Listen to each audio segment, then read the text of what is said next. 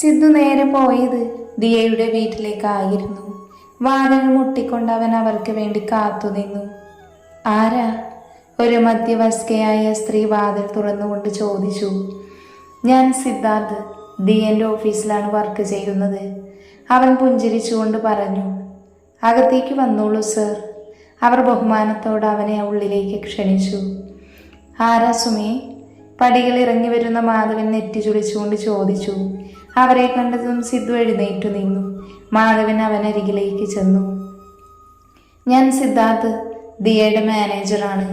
എനിക്കൊരു പ്രധാന കാര്യം പറയാനുണ്ട്. മാധവൻ അവനെ സംശയത്തോടെ നോക്കി. അവനൊന്ന് ചിരിച്ചുകൊണ്ട് അഭിയുടെയും ദിയയുടെയും പ്രണയം വ്യക്തമാക്കി. പെട്ടെന്ന് കേട്ടതിൻ്റെ ഞെട്ടലിൽ മാധവൻ തരിച്ചു നിന്നു. സിദ്ധു തുടർന്നു.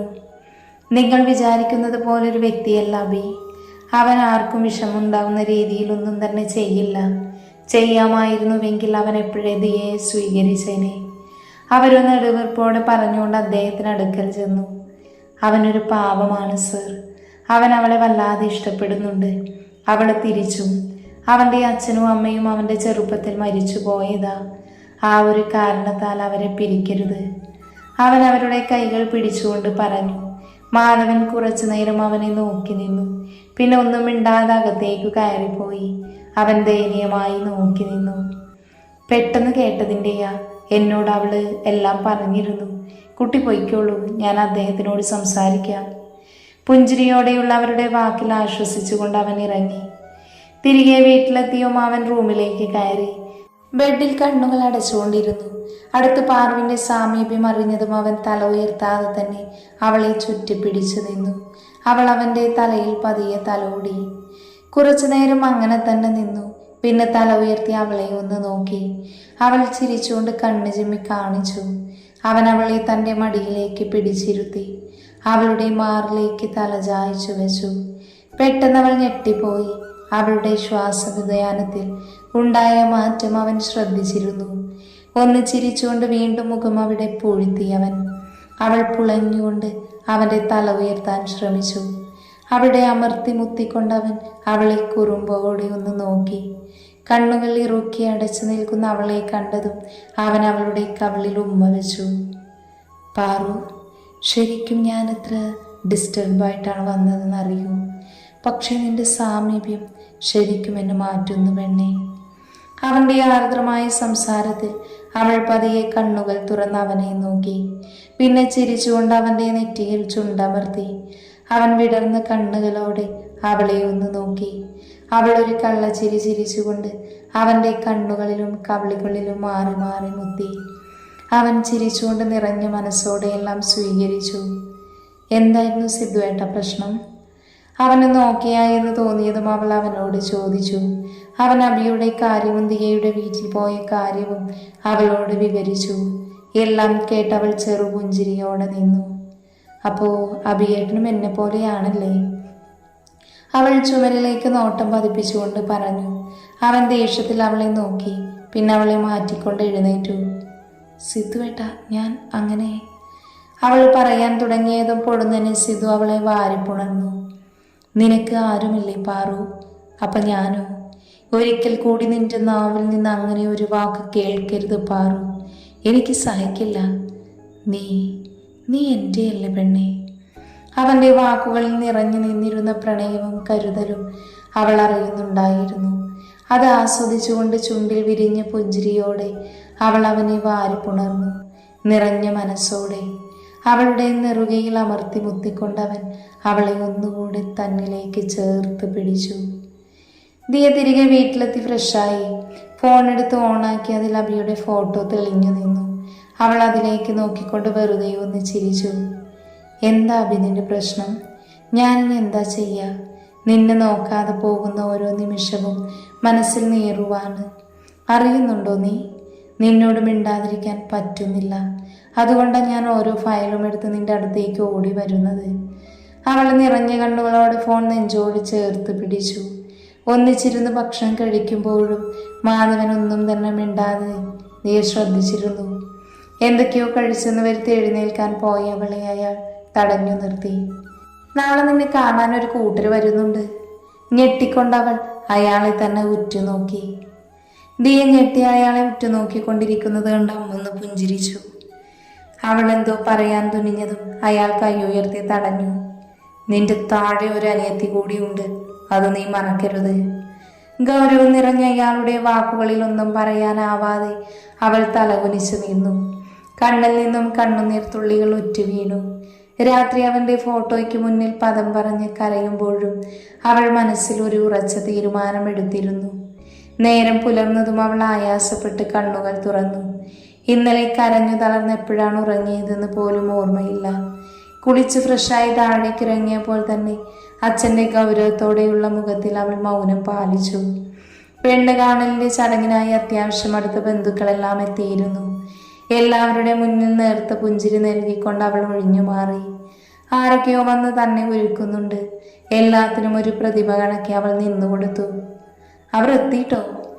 ആരോ വിളിച്ചു പറയുന്നത് കേൾക്കുന്നുണ്ട്. അവൾ കണ്ണാടിയിൽ നോക്കി സ്വയം പുച്ഛിച്ചു. നിറഞ്ഞ കണ്ണുകൾ എല്ലാവരുടെ മുന്നിൽ നിന്നും ഒളിപ്പിക്കാൻ അവൾ പ്രയാസപ്പെട്ടു. മോളെ, താഴേക്ക് വന്നോളൂ. ദിയയുടെ അമ്മ വന്ന് പറഞ്ഞത് പ്രകാരം അവളുടെ കസിൻസ് എല്ലാം അവളെ കൂട്ടി താഴേക്ക് നടന്നു. ചായ വന്നവൾക്ക് മുന്നിൽ നീട്ടുമ്പോൾ അറിയാതെ പോലും അവൾ തല ഉയർത്തി നോക്കിയില്ല. ഇനി കുട്ടികൾ തമ്മിൽ സംസാരിച്ചോട്ടെ. മുതിർന്നവർ ആരോ പറഞ്ഞത് കേൾക്കെ അവൾ മുകളിലേക്ക് നടന്നു. റൂമിലെത്തി ജനൽ കമ്പിയിൽ കൈകൾ മുറുക്കി ശ്വാസം ഒന്ന് ആഞ്ഞു വലിച്ചുകൊണ്ട് അവൾ പറഞ്ഞു തുടങ്ങി. ക്ഷമിക്കണം, എനിക്ക് വിവാഹത്തിന് താല്പര്യമില്ല.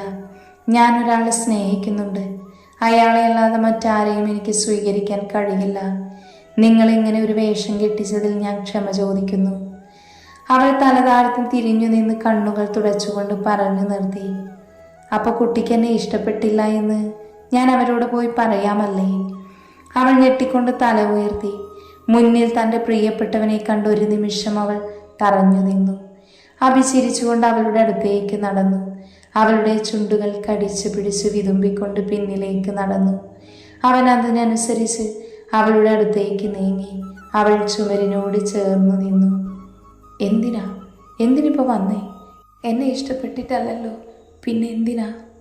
അവൾ കരഞ്ഞുകൊണ്ട് അവൻ്റെ നെഞ്ചിലേക്ക് വീണു. അവൻ അവളെ ചേർത്ത് പിടിച്ചു. അവളുടെ പുറത്ത് പതിയെ തട്ടിക്കൊടുത്തു.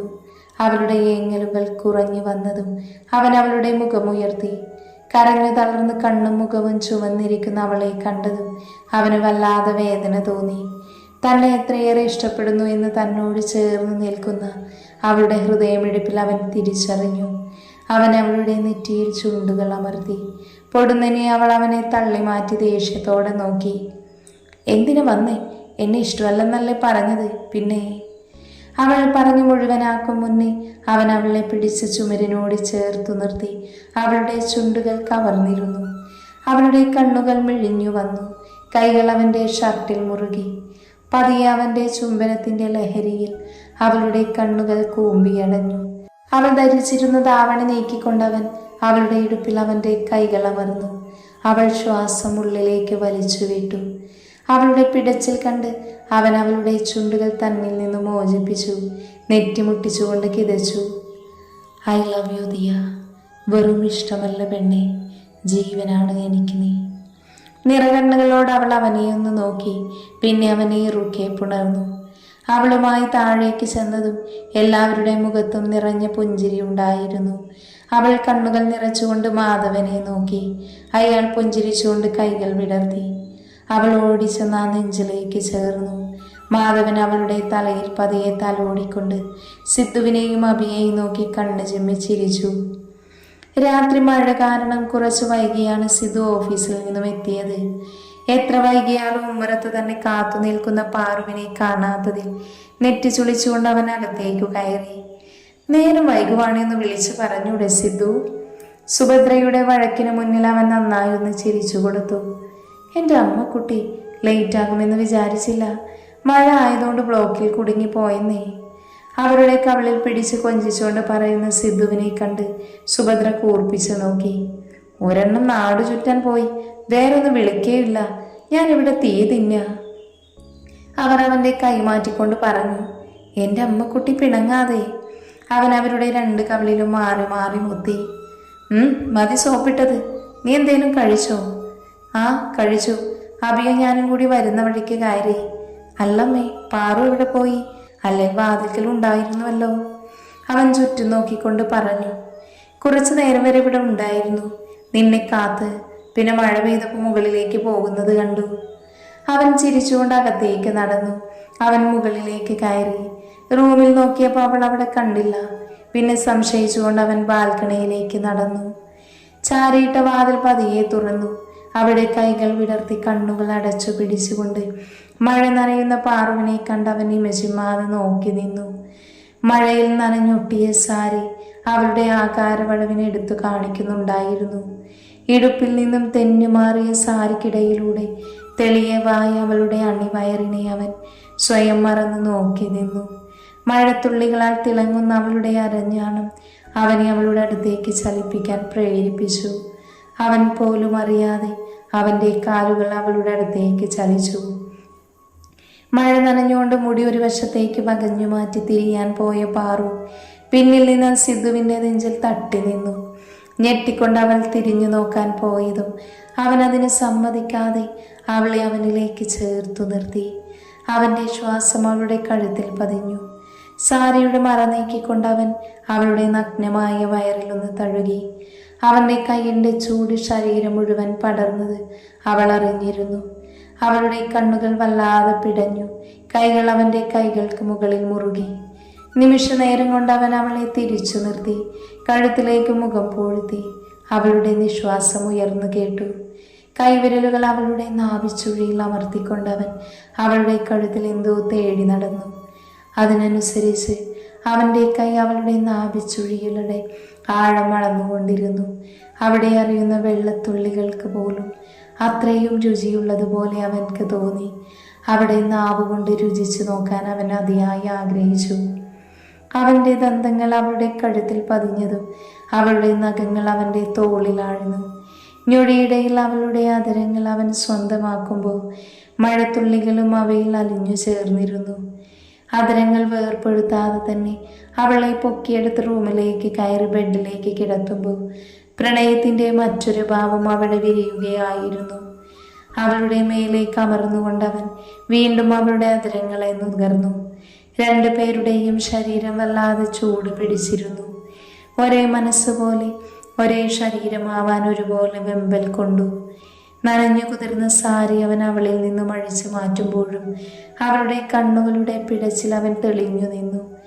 അവന് തടസ്സമായതെല്ലാം അവൻ അവളിൽ നിന്നും വേർപ്പെടുത്തി. നാണത്തിൽ ചുവന്ന മുഖത്തോട് അവൾ അവനിലേക്ക് തന്നെ അമർത്തി.